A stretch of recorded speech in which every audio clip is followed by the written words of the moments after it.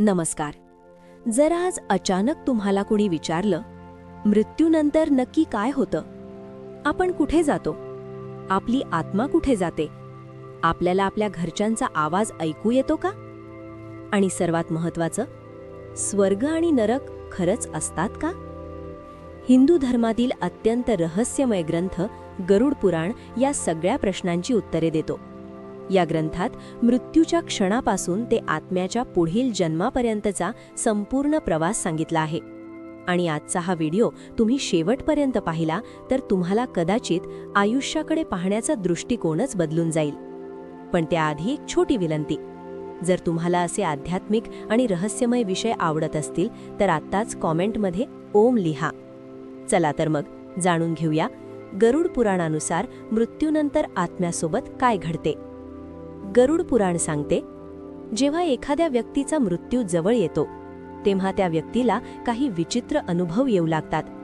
काही लोकांना अचानक काळी सावली दिसते, काहींना अनोळखी आवाज ऐकू येतात, तर काहींना स्वप्नात देव किंवा पितर दिसतात. हे संकेत असतात की आत्मा शरीर सोडण्यासाठी तयार होत आहे. मृत्यूच्या शेवटच्या क्षणी मानवाचा श्वास मंद होतो, डोळे अर्धे उघडे राहतात आणि अचानक आत्मा शरीरातून बाहेर पडते. गरुड पुराणात सांगितलं आहे की आत्मा शरीर सोडताना त्या व्यक्तीला अत्यंत वेदना होतात, जणू हजारो विंचू एकाच वेळी चावतात. मृत्यूनंतर लगेच काय होते? जेव्हा आत्मा शरीर सोडते तेव्हा सुरुवातीला तिला समजतच नाही की ती आता जिवंत नाही. आत्मा आपल्या घराजवळच फिरत राहते. ती आपल्या कुटुंबाला पाहते, रडताना पाहते, पण कोणीही तिचा आवाज ऐकू शकत नाही. ही अवस्था साधारण 13 दिवस चालते. म्हणूनच हिंदू धर्मात 13 दिवसांचे विधी केले जातात. हे विधी आत्म्याला पुढील प्रवासासाठी शक्ती देतात. गरुड पुराणानुसार मृत्यू झाल्यानंतर काही वेळातच यमराजांचे दूत म्हणजेच यमदूत येतात. हे यमदूत दिसायला खूप भयानक असतात. मोठे दात, लाल डोळे, काळं शरीर.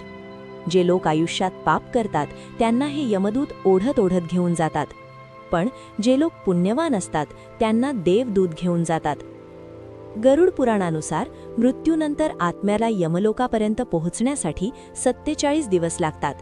हा प्रवास अत्यंत कठीण असतो. या प्रवासात आत्म्याला भूक, तहान आणि वेदना सहन कराव्या लागतात.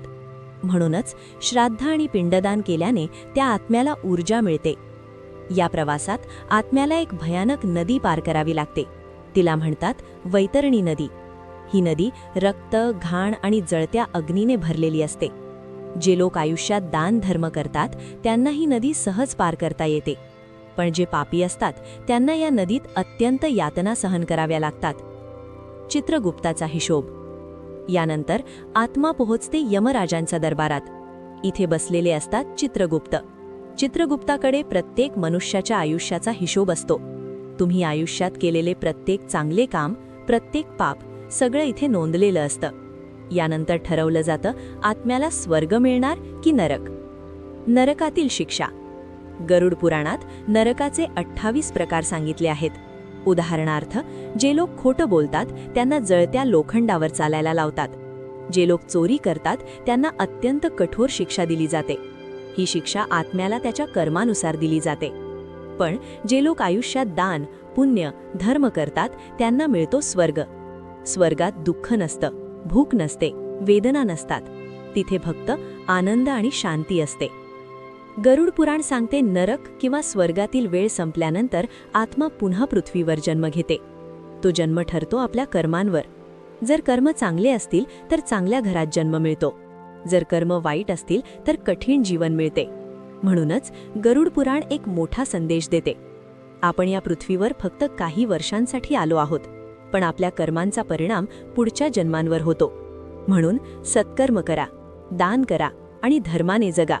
कारण मृत्यूनंतरही प्रवास संपत नाही, तो फक्त नवीन सुरुवात असते.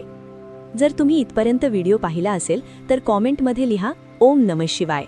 आणि असेच आध्यात्मिक आणि रहस्यमय विषय पाहण्यासाठी चॅनलला सबस्क्राईब करायला विसरू नका. धन्यवाद.